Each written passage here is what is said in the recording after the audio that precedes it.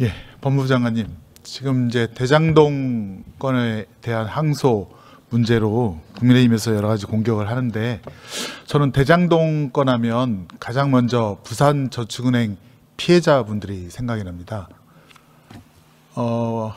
대장동 건 사업자들이 부산저축은행으로부터 1,400억 원을 대출을 받아서 이 땅에다가 예컨대 계약금을 걸고 그 증거로 근저당권 설정을 했죠. 그런데 이제 이 사업이 또 부산저축은행이 부실 대출로 망가졌을 때, 그때 이제 부실 대출이라든가 불법 대출에 대한 수사가 대검에서 중수부에서 이제 진행이 되지 않습니까? 그때 담당자가 혹시 누군지 아십니까? 예, 그 당시 대검의 과장이 윤석열 대통령을 알고 있습니다. 윤석열 씨잖아요. 예.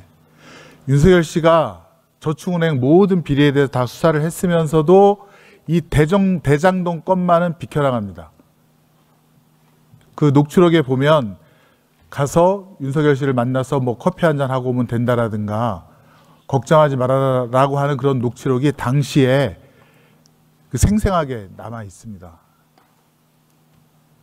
그때 윤석열 과장이 제대로 수사를 해서 이 불법 대출, 부실 대출, 또 이게 커미션까지 들어간 대출 아니겠습니까? 부산저축은행 실질적인 오너의 친인척인 조우영한테 20억 돈을 줘서 이 1,000억이 넘는 대출을 받았다는 것이고, 그 대출을 받은 민간 사업자가 그걸로 비자금을 만들어서 여기저기 썼다는 것이고, 그 다음에 그 대출금을 갚지 못했을 때 윤석열이가 대검 중수부가 제대로 수사를 했으면 그 민간업자로부터 그 권리를 다시 뺏어서 저축은행 피해자 부산 분들한테 돌려줄 수 있었을 것입니다. 그런데 그걸 안 하고 있다가 결국에는 그 민간업자, 처음에는 이강길 씨였죠. 이강길 씨로부터 남욱이라든가 지금 정민용이라든가 이런 사람들한테 그 권리가 넘어와서 이 대장동 건이 사업을 계속 진행할 수 있었던 거 아니겠습니까? 제가 볼 때는 윤석열 씨 당시에 이 불법 행위는, 범죄 행위는 특가법상의 특수직무유기죄에 해당합니다. 범인이 누군지 알면서 혹은 인지하고 있으면서도 수사를 안 하고 유기를 했을 때 1년 이상 유기징역형에 처할 수 있고 공소시효는 10년 이상으로 보입니다. 윤석열 씨가 대통령이 됐기 때문에 3년 동안은 공소시효가 정지되어 있습니다. 그래서 지금이라도 이거 수사를 해서 이 대장동 건으로 인한 민간업자들의 불법 수익을 그 당시 저축은행에 예금을 했던 피해자분들에게 돌려줘야 된다고 생각하고, 이것이 정의롭다고 생각하는데 장관님 의견은 어떠십니까? 예, 어쨌든 뭐 정확한 사실관계는 다시 파악해 봐야겠지만 의원님 지적하신 부분에 그 수익을 성남도시개발공사가 다 얻어서 그걸 공공에 썼을 텐데, 그때 당시 성남시 의회 다수당이었던 국민의힘이 그거를 반대를 했고, 그래서 성남도시개발공사가 결국에는 타협할 수밖에 없는 그런 구조가 되어서 결국 이 지경에 이른 거 아니겠습니까? 그거를 잘 알고 있는 국민의힘이 지금에 와서 마치 국민을 위한 척, 7천억이 마치 뭐 대장동 업자들에게 다 돌아가는 척, 포기한 척 이렇게 질문하는 걸 보고 저는 너무 황당하기도 하고 분노마저 불러일으킵니다. 그 전으로 더 돌아가면 이 대장동 건 원래 LH가 공공개발하려고 했던 걸 당시 국민의힘 이명박 대통령이 뭐라고 했습니까? LH가 민간개발업자 경쟁하지 말라고 해서 LH가 손을 떼게 하는 명분을 만들어줬고, 또 성남시 그때 국회의원 국민의힘 신땡땡 그 동생이 업자들한테 억대의 돈을 받아서 신땡땡 그 국민의힘 의원이 국토위에서 이거 대장동권에서 LH 손 떼라고 그렇게 공격적인 질문을 하지 않습니까? 그래서 LH를 포기시켜갖고 민간업자들이 부산저축은행으로부터 대출을 받아서 이 땅에다가 계약금 심어놓고, 그래서 이게 민간업자의 사업이 시작되는 거 아니겠습니까? 장관님도 잘 알고 계시잖아요. 예, 뭐 잘 알고 있습니다. 검찰도 그렇습니다. 이거 제대로 수사를 해서 민간업자와 그다음에 유동규와 정민용이라든가 그들의 불법 카르텔 이 고리를 밝혀내는데 최선을 했으면 벌써 수사 끝났고 기소했고 재판 판결 나왔고 수익 환수했을 겁니다. 이거를 그냥 이재명 성남시장 지금 대통령이 억지로 연결시키려고 376번에 압수수색하고 계속 털고 엮으려다 보니까 사건이 이상하게 돼갖고 지금 법원에서도 야 검찰 너희들이 계산한 불법 수익 그거 맞지 않아. 이재명 당시장하고 이 업자들하고는 큰 관련이 없어라고 판결문에도 적시하고 있다는 거 아닙니까? 또 별건 수사로 진행하고 있는 FC건, 대장동건, 또 이번에 무죄 나온 이해충돌 관련된 청탁금지법 다 이거 별건 수사고 압수수색 불법이다라고 해서 증거로 아예 채택도 안 한 거 아닙니까? 예, 그렇습니다. 네. 그 증거로도 쓸 수 없는 그런 짓들을 해갖고 무죄 나온 거를 항소해서 뭘 어떻게 하겠다는 겁니까? 이미 수사할 때부터 그렇게 불법 수색, 별건 수사로 인한 수색으로 증거 능력이 다 날아갔는데 그럼 본인들이 수사를 덮고 과잉 수사하고 인권침해 수사하고 실질적인 뇌물을 받은 유동규는 봐주면서 구형 낮춰주고 이렇게 수사를 대판으로 만들어 놓고 나서 뭘 지금 항소를 갖다가 뭐 안 한 걸 갖고 이 난리를 치는지 저는 분노하지 않을 수 없습니다. 실질적인 피해는 부산저축은행 그 피해자들이 정말 땀 흘려서 번 돈 묻어놓은 거 그거를 갖다 불법 대출한 거기서부터 시작이 되는데 왜 윤석열은 그거에 대한 수사를 안 하고 있고 직무유기까지 하면서 대통령까지 되고 이 수사를 갖다가 아예 원천적으로 막아놓은 그것부터 바로 잡아야 되지 않겠습니까?